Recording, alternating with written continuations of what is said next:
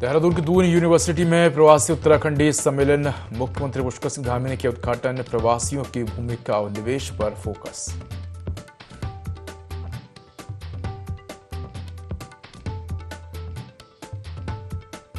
विधानसभा के विशेष सत्र में सीएम धामी का संबोधन। कहा, कांग्रेस ने गैरसैंण को लेकर कुछ नहीं किया, हमने गैरसैंण को गर्मियों की राजधानी बनाया। सीएम धामी ने आरएसएस की तारीफ की।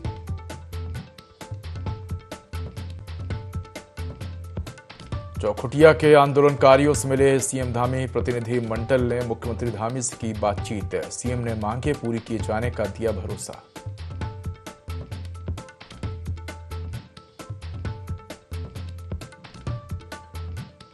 कार्तिक पूर्णिमा पर स्नान। आज हर की पौड़ी पर उमड़ रही भारी भीड़। गंगा में डुबकी लगाने पहुंच रहे श्रद्धालु।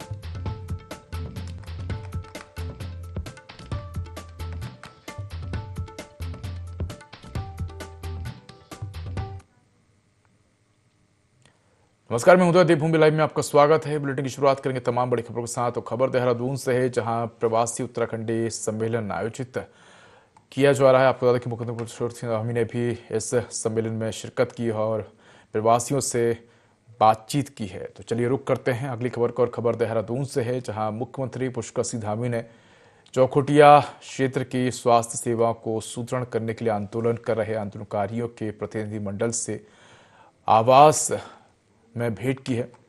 प्रतिनिधि मंडल ने चौखुटिया अस्पताल के उन्नयन के लिए जारी शासनादेश को लेकर मुख्यमंत्री का आभार व्यक्त किया। अब अस्पताल की क्षमता 30 बेड से बढ़ाकर 50 बेड कर दी गई है और आवश्यक स्वास्थ्य सुविधाएं चरणबद्ध रूप से सुदृढ़ की जाएंगी। मुख्यमंत्री धामी ने कहा कि सरकार जन आकांक्षाओं के अनुरूप स्वास्थ्य सेवाओं को मजबूत करने के लिए प्रतिबद्ध है। उन्होंने बताया कि वे स्वयं इस विषय पर स्वास्थ्य विभाग की समीक्षा बैठक करेंगे और प्रगति की सीधी मॉनिटरिंग करेंगे। चौखुटिया एवं आसपास के क्षेत्रों में स्वास्थ्य सुविधाओं के विस्तार के तहत एक्सरे मशीन संचालन की जिम्मेदारी उत्तराखंड कृषि उत्पादन विपणन परिषद को दी गई है।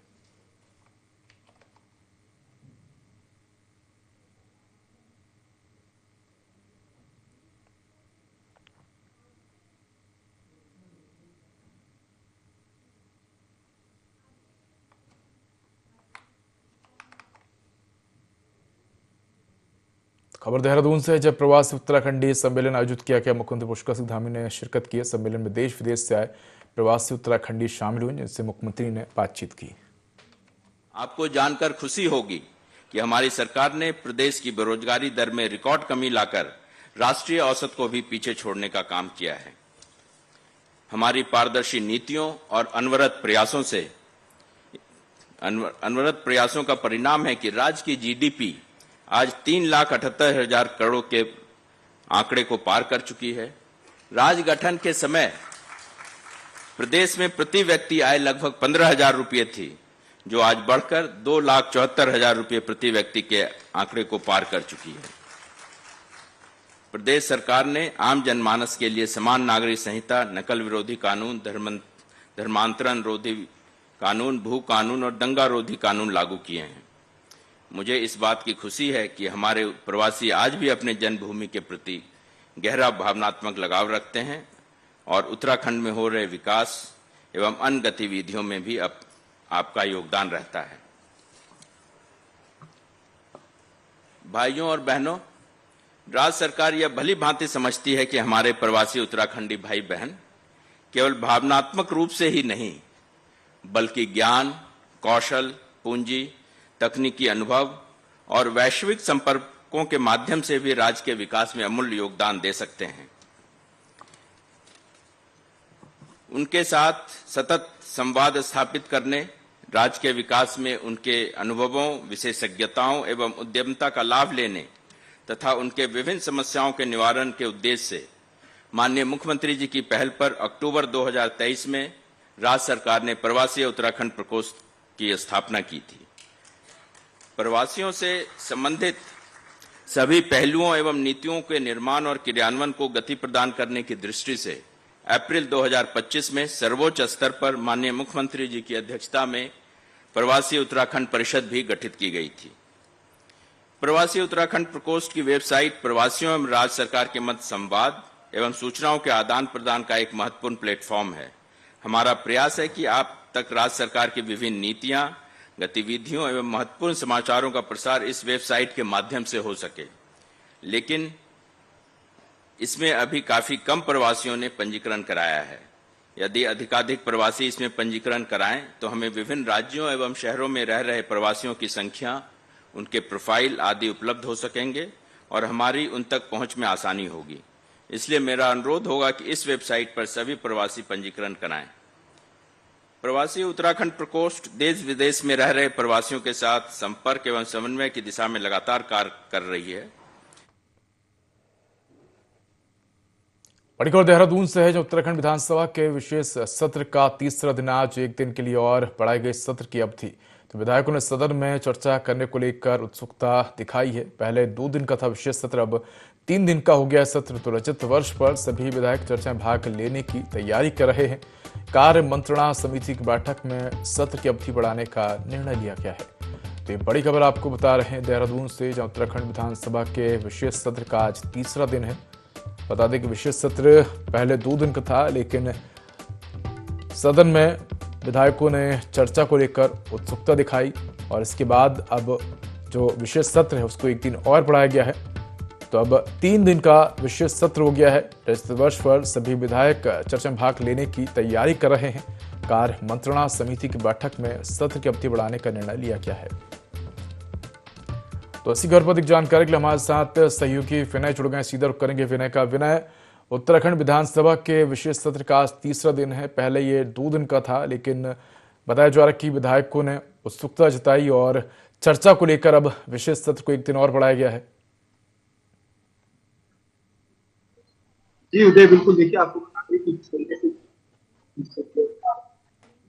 तो ऐसे में 2 ही दिन का सत्र जो था वो आयोजित किया गया था, लेकिन जिस तरीके से विधायकों की अगर बात करें तो विधायकों में काफी उत्सुकता जो है इस दौरान यहाँ पर दिखाई दे रही है। तो ऐसे में 1 दिन की अवधि जो है वो इस दौरान यहाँ पर और बढ़ाई गई है विधानसभा सत्र को लेकर के। तो ऐसे में अब देखा जा सकता है कि जो यहाँ पर विधायक हैं वो अब अपने अपने क्षेत्र की जो समस्याएं हैं, जो बातें हैं, वो अच्छे से सदन में इस बार यहाँ पर रख सकते हैं, जिसको लेकर के अब से कुछ ही देर में जो सदन की कार्यवाही है वो यहाँ पर शुरू होगी। 11 बजे से जो है इस दौरान यहाँ पर सत्र की जो कार्यवाही है वो यहाँ पर शुरू की जाएगी। तो ऐसे में ये बात की जाए तो जो विपक्ष है, विपक्ष लगातार इसको लेकर के यहाँ पर कहना था, सवाल खड़े कर रहा था कि जो सत्र की अवधि है उसको बढ़ाया जाए। ऐसे में अब देखा जा सकता है कि कार्य मंत्रणा की जिस तरीके से यहाँ पर बैठक हुई तो उसमें जो एक बड़ा फैसला यहाँ पर लिया गया है। तो 1 दिन की अवधि जो है इस दौरान सत्र को लेकर के और बढ़ाई गई है, जिसमें जो सभी विधायक हैं वो अपनी बात इस दौरान जो है सदन में यहाँ पर रख सकते हैं। जी बिल्कुल विनय, किस तरह की तैयारी करके विधायक पहुंच रहे हैं? कौन से ऐसे प्रमुख मुद्दे हैं जो इस दौरान विशेष सत्र के दौरान देखने को मिल सकते हैं?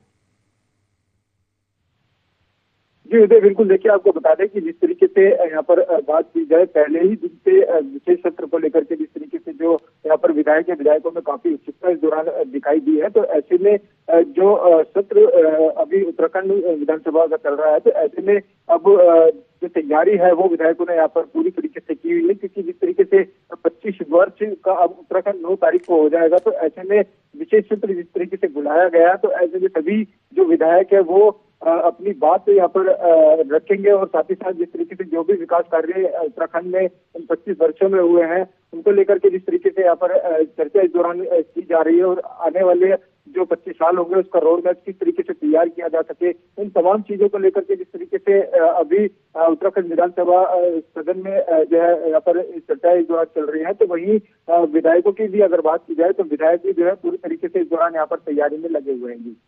बिल्कुल बिना, अगर देखा जाए तो सत्र की अवधि बेहद ही कम थी, 2 दिन की। ऐसे में तमाम ऐसे मुद्दे थे जो कि सदन में चर्चा के लिए नहीं रखे जा सके और कहीं ना कहीं विधायकों की भी मांग थी कि सत्र की अवधि बढ़ाई जाए, ताकि जो तमाम ऐसे मुद्दे हैं जो कि छूट गए हैं, जो कि जनता से जुड़े मुद्दे हैं, उसको सदन के पटल पर रखा जाए। तमाम जो जनप्रतिनिधि हैं उनके समक्ष रखा जाए, जनता की जो तमाम समस्या उनको रखा जाए। तो कहीं ना कहीं देख सकते हैं आज तमाम विषय रखे जाएंगे और कह सकते हैं कि आज सकारात्मक चर्चा देखने को मिल सकती है।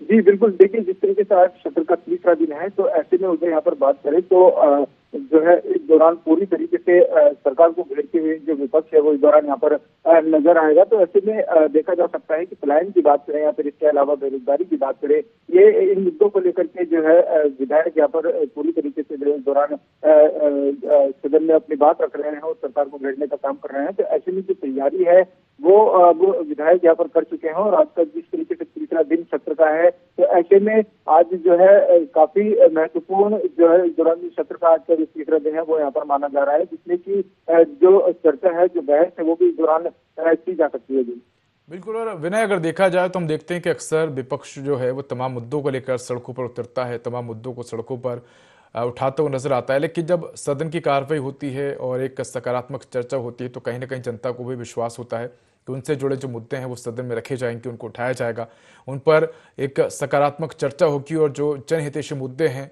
जो विकास से जुड़े मुद्दे हैं, उन पर चर्चा होने के बाद उनको सदन में पास किया जाएगा। और कहीं ना कहीं जो तमाम जो काम है जो कि सड़कों के माध्यम से जो विपक्ष करता है वो सदन में जब करेगा तो उस पर कहीं ना कहीं सरकार उस पर संज्ञान लेगी और वो जो कार्य है वो जमीनी स्तर पर होते हुए नजर आएंगे।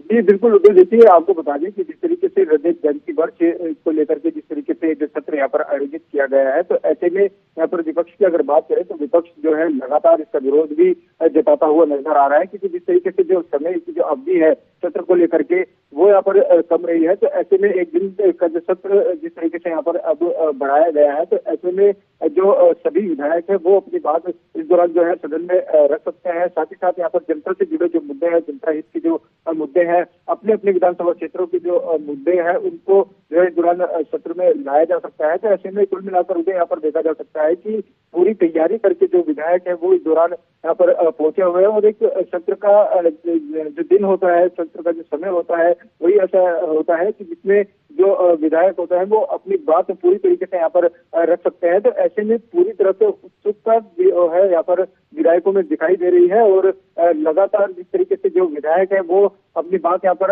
रखते हुए सदन में नजर आ रहे हैं। साथ ही साथ जो सरकार है, सरकार भी पूरी तरीके से उन सभी के सवालों के जवाब देती हुई यहाँ पर नजर आ रही है। जी बिल्कुल। और कह सकते हैं कि रजत वर्ष और कहीं ना कहीं यही कोशिश है तमाम विधायकों की, सकारात्मक चर्चा हो, जनता से जुड़े जो तमाम मुद्दे हैं उन पर चर्चा हो और आने वाले वर्षों को लेकर जो कार्य योजना है उसको लेकर भी चर्चा यहाँ होती हुई नजर आएगी। धन्यवाद विनय तमाम जानकारी के लिए।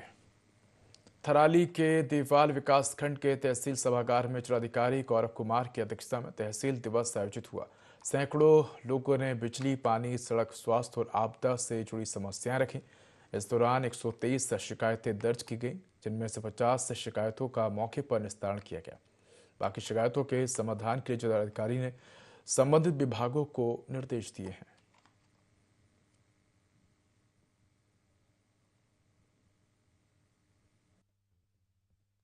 महोदय की अध्यक्षता में यहाँ पर तहसील दिवस है। इसमें बहुत सारे गांव से फरियादी आए हैं। लगभग 150 से अधिक समस्याएं अभी तक जो है यहाँ पर जो पंजीकृत हुई हैं। हमने भी अपने विकासखंड की विभिन्न समस्याएं रखे हैं, चाहे जो हमने कहा कि 2017 में देवाल में तहसील का गठन हुआ था, उससे आज 2025 तक लगभग 8 साल हो गए हैं, अभी तक विधिवत रूप से तहसील का संचालन नहीं हो रहा है। उसमें जिलाधिकारी महोदय ने तत्काल कहा है कि जब तक पदों का पद सर्जित है, जब तक यहाँ पर नियुक्तियाँ नहीं होती तब तक वो रोटेशन के आधार पर यहाँ पर तहसील का संचालन करने के आदेश दे दिए हैं। मैं और जिलाधिकारी जी का भी धन्यवाद करता हूं कि हमारे अंतिम विकासखंड जो समस्या हैं उनका निराकरण कर रहे हैं। और मैं निश्चित ही क्षेत्र की जनता को आश्वस्त करता हूं कि जिस तरीके से लोगों ने अपने अपनी ग्राम सभाओं से, अपने अपने क्षेत्र से तमाम विषयों को लेकर आज जिलाधिकारी महोदय को ज्ञापन दिए हैं और तमाम समस्याएं बताए हैं, तो निश्चित ही उनका निराकरण होगा, यह मुझे पूर्ण रूप से विश्वास है। देवाल में जो शिविर आयोजित किया जा रहा है तहसील दिवस के रूप में, इसमें अभी तक 123 शिकायतें दर्ज हो चुकी हैं और अभी भी लगातार शिकायतें प्राप्त हो रही हैं और अभी भी कार्यक्रम चल रहा है, तहसील दिवस की गतिविधि चल रही है और इसमें सभी संबंधित विभाग यहाँ पर उपस्थित हैं और उनको निर्देशित किया जा रहा है कि वो समयावधि के अंतर्गत इसका गुणवत्तापूर्ण निस्तारण सुनिश्चित करेंगे। वेस्टर्न डिस्टर्बेंस के प्रभाव से उत्तराखंड के पर्वतीय इलाकों में मौसम ने करवट बदली है। सीमांत जनपद चमोली के ऊंचाई वाले क्षेत्र में 13 से सीजन की दूसरी बर्फबारी हुई। भूबैकुंठ नगरी बद्रीनाथ धाम में भी बर्फ की सफेद चादर में लिपटा बेहद मनमोहक दृश्य दिखाई दिया। तीर्थयात्री ठंड के मौसम में भी अलकनंदा नदी में कार्तिक स्नान कर आस्था की डुबकी लगा रहे हैं। भगवान हरिनारायण के दर्शन कर पूर्ण लाभ अर्जित कर रहे हैं। बर्फबारी में धाम की आध्यात्मिक छटा और निखर उठी, जबकि श्रद्धालुओं में कार्तिक पूर्णिमा स्नान को लेकर जबरदस्त उत्साह देखने को मिल रहा है।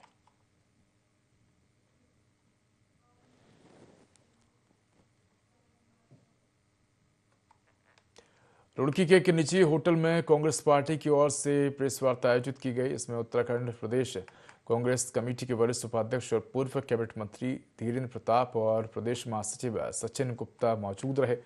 प्रेस वार्ता में जानकारी दी गई कि उत्तराखंड राज्य निर्माण आंदोलन की रजत जयंती के अवसर पर 6 नवंबर 2025 को सुबह 11 बजे मुजफ्फरनगर के रामपुर तिराहा स्थित शहीद स्मारक पर श्रद्धांजलि कार्यक्रम आयोजित किया जाएगा।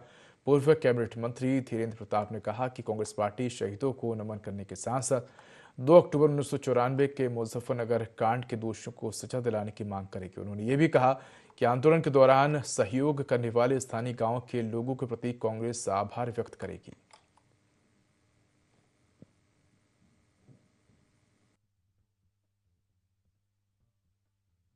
छह नवंबर को तमाम हरिद्वार, मुजफ्फरनगर, आसपास के जो ज़िले हमारे सहारनपुर, देहरादून, वहाँ के लोग मुजफ्फरनगर जाएंगे और हमारे जो 50 शहीद हुए हैं और 2 अक्टूबर 1994 को जो मुजफ्फरनगर कांड हुआ था उनके शहीदों को और राज्य भर में जो 50 शहीद हैं उनको श्रद्धांजलि देने हम कहने आए कि मुजफ्फरनगर चलो।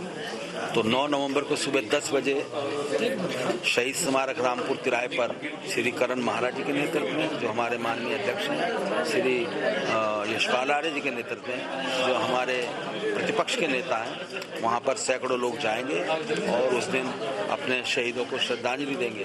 हम उस दिन ये भी संकल्प लेंगे कि ये जो निकम्मी सरकार है और जो आंदोलनकारियों को इस कार्यक्रम का निमंत्रण तक देने के लिए तैयार नहीं है, उसके विरुद्ध हम लोग विशाल आंदोलन करें। 6 तारीख को जो है कार्यक्रम है रामपुर तिराहे पे, जिसमें हमारे प्रदेश अध्यक्ष श्री करण मेहरा जी, हमारे नेता प्रतिपक्ष श्री यशपाल आर्य जी वहाँ मौजूद रहेंगे।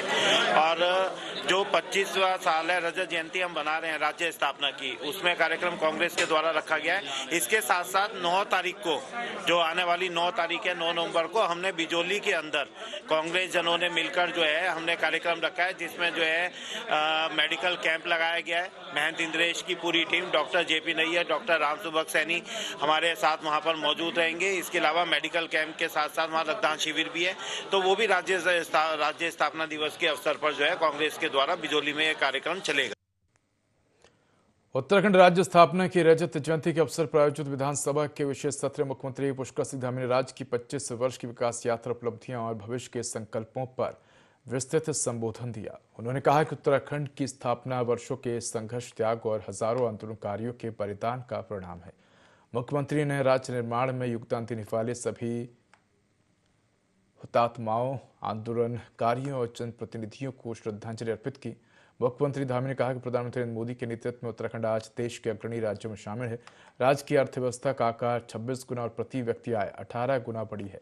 नीति आयोग के सतत विकास लक्ष्य सूचकांक में उत्तराखंड देश में प्रथम स्थान पर, जबकि किसानों की आय वृद्धि दर में भी राज्य ने राष्ट्रीय स्तर पर शीर्ष स्थान प्राप्त किया है।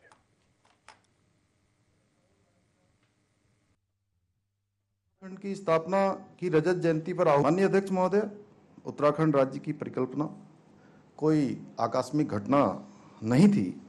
स्वतंत्रता से पूर्व ही यहाँ के लोग अपनी विशिष्ट भौगोलिक, सांस्कृतिक और सामाजिक परिस्थितियों के कारण अलग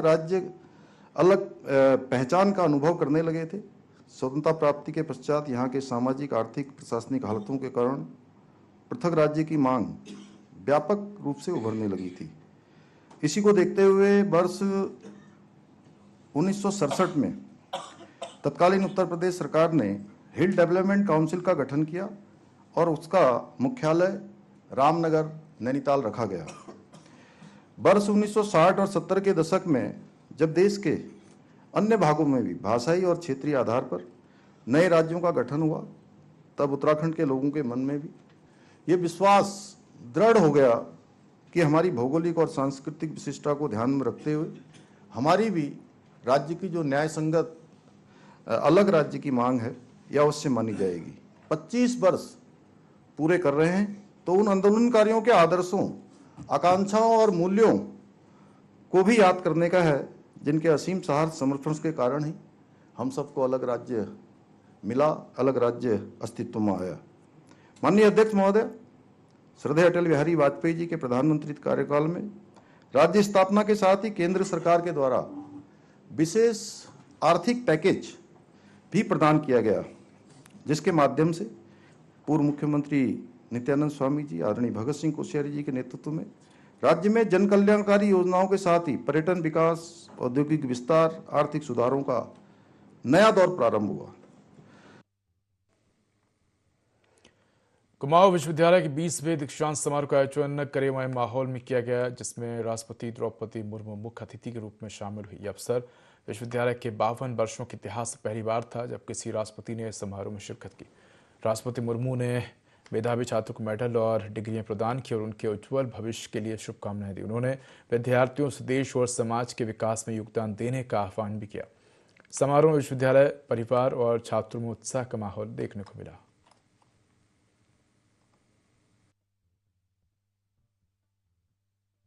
मैं आज पदक और उपाधि प्राप्त करने वाले सभी विद्यार्थियों को हार्दिक बधाई देती हूँ।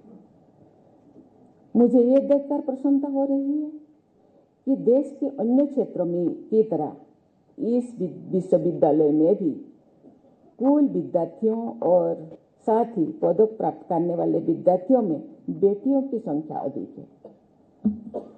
बेटियां खुश नहीं है, इसीलिए ताली नहीं बजाते। मैं सभी बेटियों को हार्दिक बधाई और आशीष देती हूँ। केवल बेटी नहीं, सभी छात्र छात्राओं को मैं आशीर्वाद देती हूँ, बधाई देती हूँ। प्रिय विद्यार्थियों, आप सब जीवन में खूब प्रगति करें और राज्य तथा देश का गौरव बढ़ाएं। सभी विद्यार्थियों के माता पिता और अभिभावकों को भी मैं बधाई देती हूँ। वे आपकी यात्रा में हर कदम पर साथ खड़े हैं।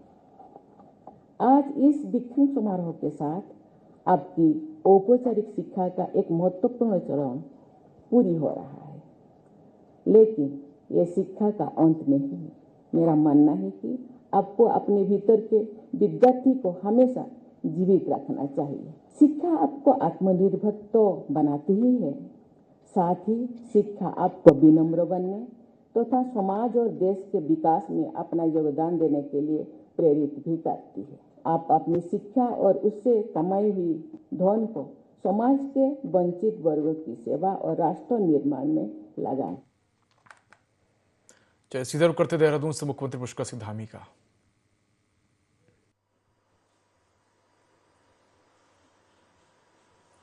धन्यवाद।